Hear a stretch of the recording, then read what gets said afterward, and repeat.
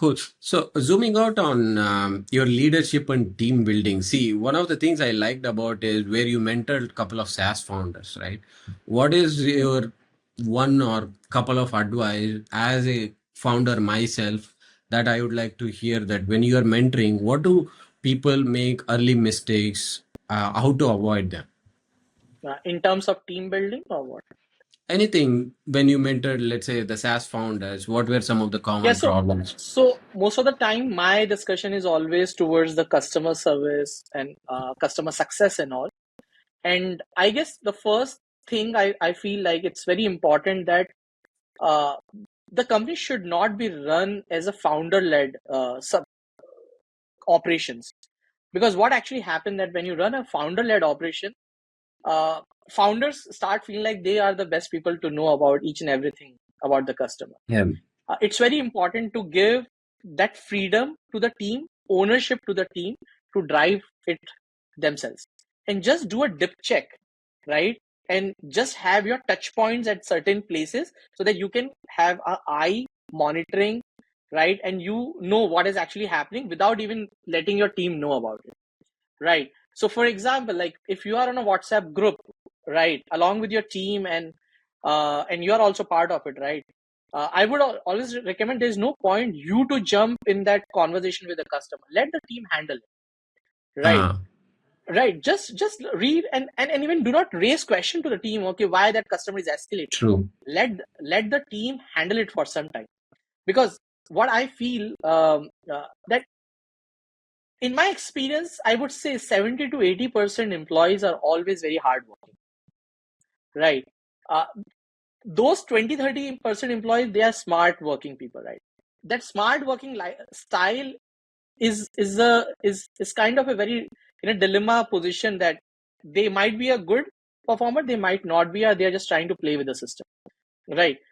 So first thing is like you need to understand if that person is hardworking, leave it to them, because he might be he's for sure putting his heart and soul, right, in your business, right? Yeah. If it is smart working people want to delay the things and all those stuff, then you can definitely keep a close watch on it. So my only advice is like give more freedom to the team, right? But keep your dip checks in place so that nothing should slip out of your hand. But your team should always have a confidence that someone is relying on you, Yeah. right? Right. That will actually help in building the culture, because once you start doing with your direct reportee, this person will start doing with his reportees, and this cycle will go in the entire organization. So with our startup also, there's the same process we are following, right? Um, uh, that when so we do not have a big team, right? We have only engineers, right? So what we are saying to the engineers, okay, they are also part of those groups and all, right? So when customer are responding for any kind of issue, our engineers are responding to them, because they know they are the one who have developed it, Yes. right? Right. So they are taking the ownership, they are getting on a call with them and fixing it, even we are not aware of it, right? But what we are doing at the day end on the stand up, we are actually discuss, okay, what actually happened, what was the RC and all this. So we know that what is actually happening, but we have given them liberty. So this is the way they are able to drive it by themselves, and that's the culture we want to build it. So that's the only advice I always given to the team. And yeah, rest in case if there are any challenges and all, like we discussed, but this is the most common thing I discuss with all the founders I spoke to. Yeah. And I think I absolutely agree because today, where I am today, Hmm. building a company is because of one of my initial managers, right? He just gave the full freedom. Hey, do this, whatever Yeah. happens, we'll deal with it later. And Yes. luckily for me, I was able to get things done, which is kind of confidence booster. Plus, always Yes. had that, hey, he's got my back. Whatever Yeah. happens, I can reach Absolutely. out to him, right? And especially, I've seen a couple of founders keeping close guard Yeah. against each things that is happening within the Correct. company. Sorry, but that's going to suffocate a lot of people, Yeah. You frankly. you get a lot of Yeah. attrition then. Yeah. So people leave So quickly, right? And then what will happen that you will in this situation when and it always happen like there are a couple of folks you admire, right? You start admiring. Right. And then people start feeling, okay, everything is for them, like it's not, we are not getting the opportunity and all. So it's very important to have faith in your employees. I have a story for, so when I was working, right, so there's this incident where it happened that this customer was reaching out to us for getting some kind of discount on the pricing, right? And my team has already given that offer to the customer, right? But the customer need more discount and offer, right? What actually happened? He reached out to the CEO directly, right, through LinkedIn and then on the call and like, right. And the first thing that CEO said, right, okay, you already got connected with Richard on this. He said no. So CEO said like, okay, I will ask him to just give you a call. I spoke to him. I gave him the same offer which my team has did, because if I gave some other offer, then it means that the team is not Yeah. doing the right work, right? So I gave the offer, and he said like, okay, you are not also helpful. You are giving me the same thing and all. I will speak with him again. I said, okay, no problem. That's fine. You speak with him. I had that confidence that he will back me, right? And when he speak with him, he said the same thing. Okay, you already spoke to Richard. If he has given you this offer, that's the same thing will happen, right? Yeah. I cannot give anything extra because he's the one who's taking care of it. He's the decision maker for it. And then he did that payment and everything went. But what actually happened, that story actually helped me getting that boost. Okay, I have that decision making authority, right? And that True. was the confidence given to the team also. Okay, they are also following the process. If everything is under the process, yeah, they do not need to worry about it. Doesn't matter where the customer will go, right? Because we are following what is there and we are doing the right thing. Right. So customer obsession is again not only about just saying yes to everything what customer is saying, right? So that is also one of the thing I always tell to the team, that you have to be logical, but it's very important you to listen to the customer, Yep. right? So you listen, then you give your logical answer. If things can be done, do it. If it cannot be done, say very politely, it cannot be done. Maybe we can do this way, or if you have a workaround, offer the workaround. But if there is something needs to be done in a certain way, then it has to be done in a certain way. Yeah. Yeah. And in the same journey itself, you get that evolution, employee becoming a professional, professional Yes. becoming an SME and expert, right? Yes. Right. Having that freedom to explore and innovate or learn more Yes. about the Right. product and build in confidence. I've seen Yes. that growth in couple of people where they Right. got that freedom to, Yes. learn and improvise. Amazing, True. amazing stuff. So coming back to your product and growth, I have curious basically to understand. You guys also mentioned this is a category defining product, right? In such a Yes. crowded Absolutely. Yeah. space. Yeah. I would like to understand more, like what is that new category that you guys are after? So see, so we are calling this category as a customer experience platform, Mm. right? Uh, you have heard about customer success platforms. You have heard about Yes. customer support platform, CRM platforms, right? Customer onboarding platform, right? But why we are calling it as a customer experience platform? First of all, as per our research, there is no such company in that. People are using customer experience platform for different products. But why we are a true customer experience platform? The only reason is like we are solving each and every touch point of the customer. So we do not want to call it as like all-in-one CRM, because it's like a very generic term, right? We are not building a platform like Salesforce did, right? We are not building a platform like what Zoho is. We are just solving a very niche problem, is like how we can integrate each and everything, every touch point of the customer, right? So we have a small sales CRM, which is sufficient enough for a B2B company, right? You can insert your leads, you can book the meetings, call, all those stuff. Once that is being done, uh, it automatically convert the leads or the accounts from the sales to the customer onboarding, right? Where the customer onboarding team can manage your entire project and implementation and everything. Once that has been done, then we have a handover process for a customer success and a customer support board. So we are actually connecting all the dots, right? Nice. Which no company is doing right now. If you just research and say, okay, Zoho has a similar kind of platform, but Zoho is again not a full-fledged platform. They Customer have a sales experience. CRM. They have a sales CRM. They have a customer support platform, but they do not have a customer experience platform Nothing like in between. ours.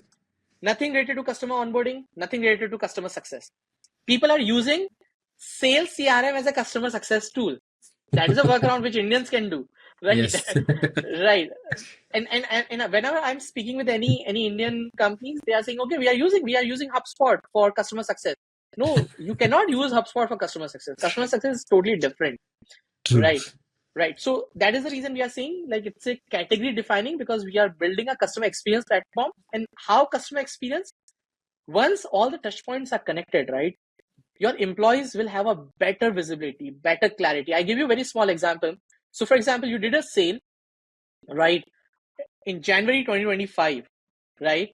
Suddenly you got a call from the customer saying, okay, Arun, you are the one who sold me this product. You gave me a lot of promises. You told me this, but now after 8-10 months, your team is not helping me out. They are not even delivering Nothing. the product. Now Arun do not have any idea about it, like what customer is talking about, which Yes. development he's talking about. Now what Arun has to do? Arun will start calling up people in the company. If no one is responding or giving the answer, start escalating. Now all the fight will start happening on the Slack messages. And in the Slack, you will find very blunt replies, right? Now, in spite of that, if they are using Dexkor, what will happen? Arun say, okay, just wait. Let me just quickly check over the call itself.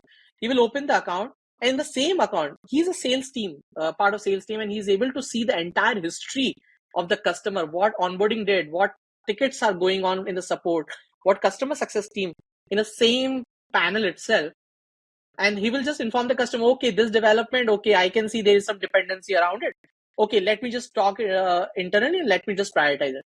It actually drastically changed the customer experience, right? Okay, Arun, he sold me 10 months back and he still have my requirements or Informer. tips, right? So this is how we are just saying that it's actually changing the customer experience. Yeah, definitely. I see lot of times I have faced myself being a customer on the Yeah, IT industry, right? I call sales guys, they sell solution as you said, then they're lost. They don't know what's happening. yeah, There is a that's true. separate professional services team that gets Yeah, engaged. Then after professional services engagement, then they hand over to support and operation. yes, All right. three are disconnected. If I ask my sales guy, he says I have no clue what's happening. And then Right? you need to get everyone on the call, align Yeah. all of them internally. Yeah, right. Say they'll say no, this was not in scope. Sales guy says it is in scope, but this was not Yeah, delivered. Now yes, this is causing issues.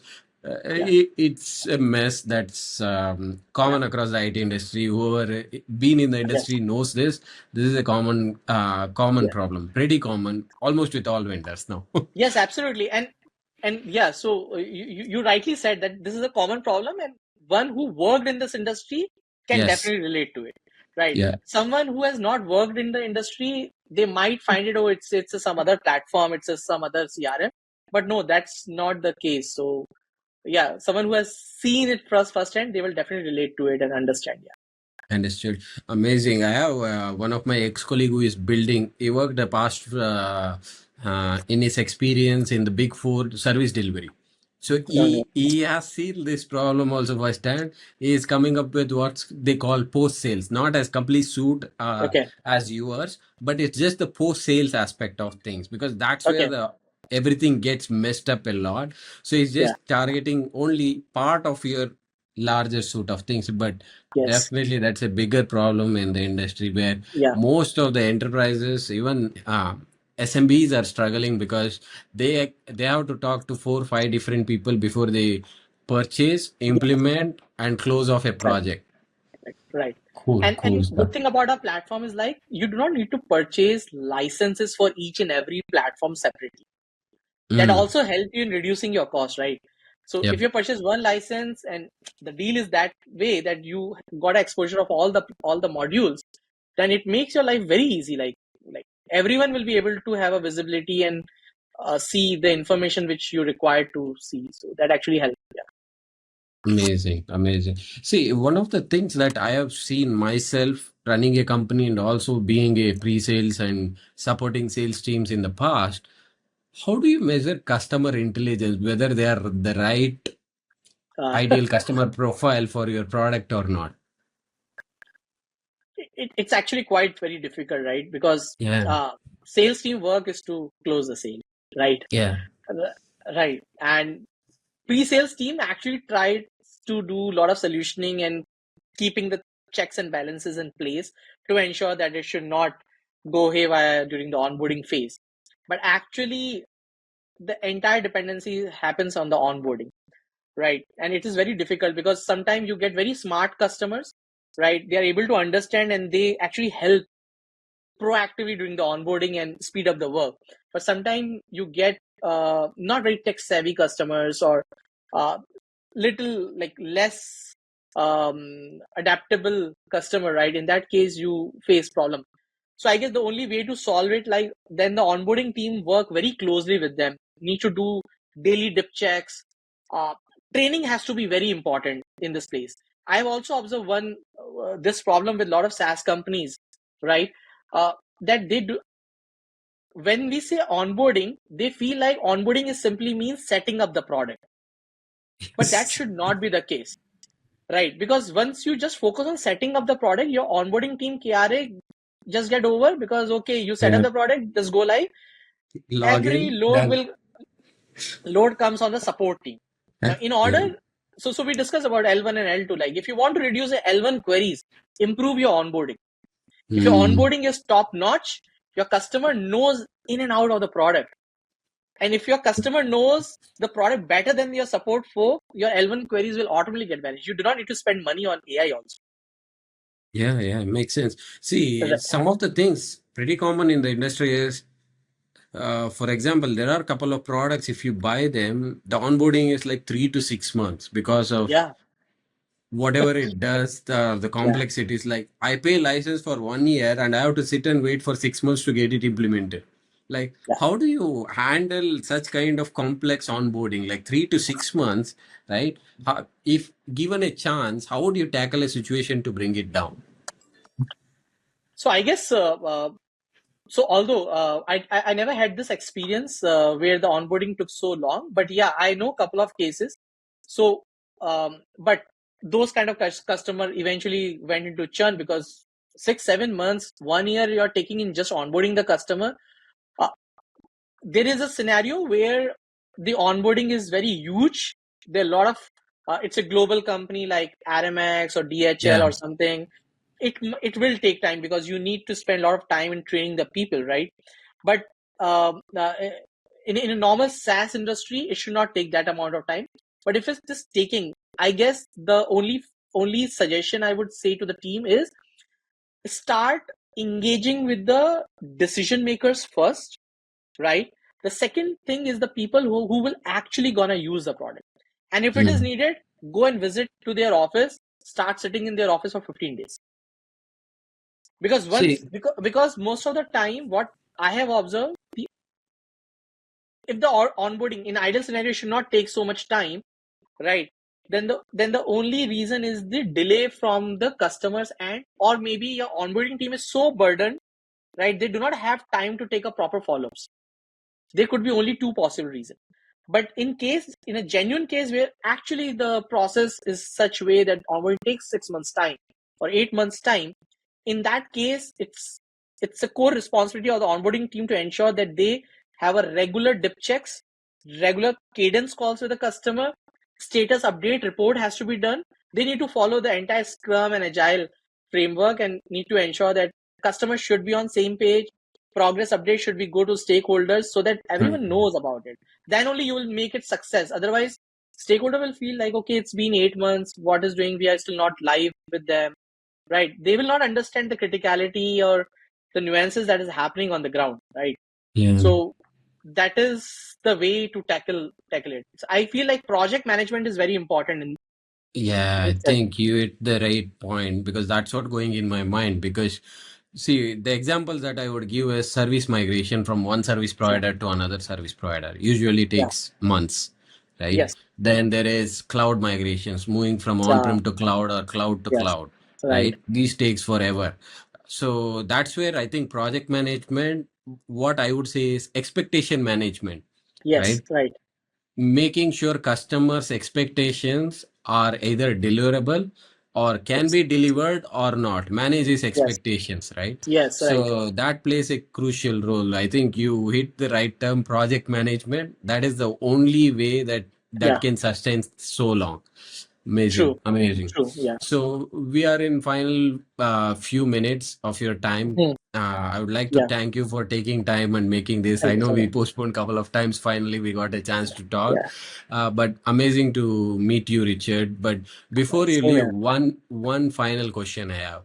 What's Yeah. next for Dexkor and personally for you as a tech leader?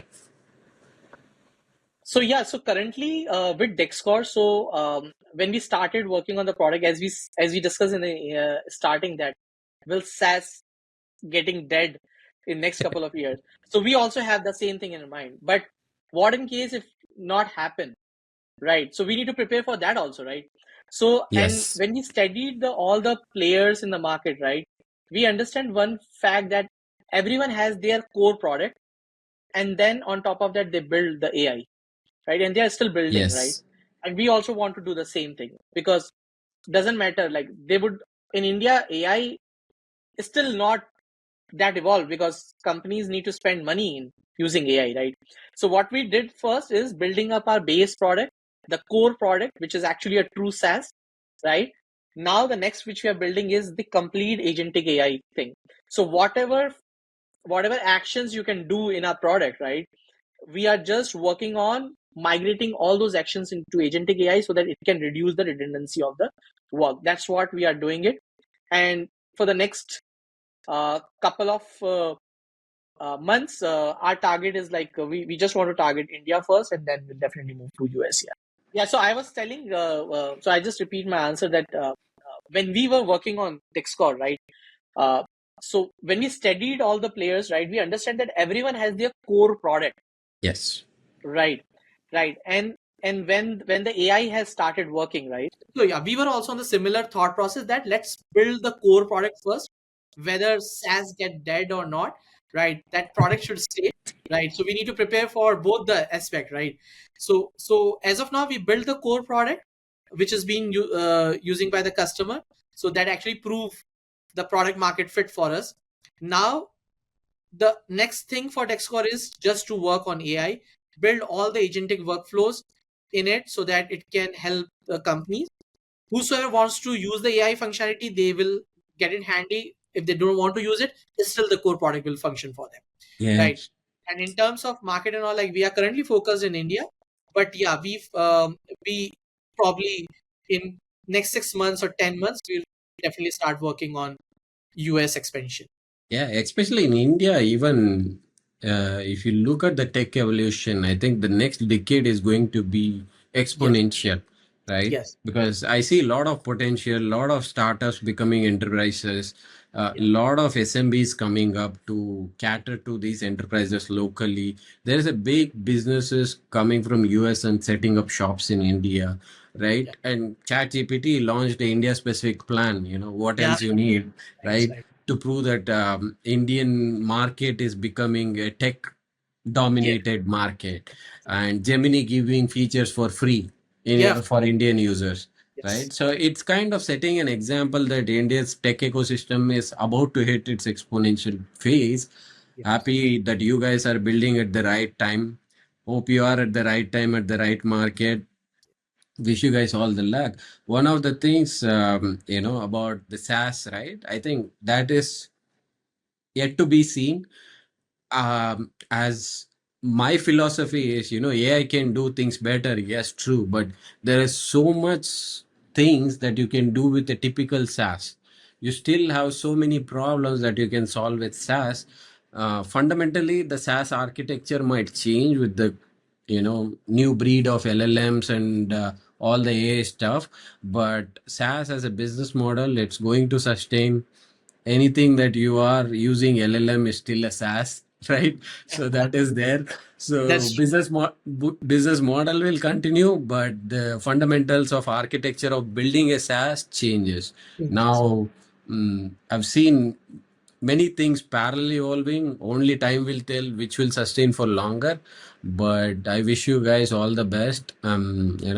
Thank you Thank for you. making time. I think your Thank you. time is very precious when you're building company. That I came to realize. This is my attempt to capture knowledge from builders like you and share it with broader audience, because there is so much knowledge, especially in India, that is needed now for upcoming builders, established companies trying to tackle with customer success issues. Probably they can get something out of listening to you. Right. Thank you so much for hosting me. Thank you, Richard. Thank you for your time. Oh, Bye bye.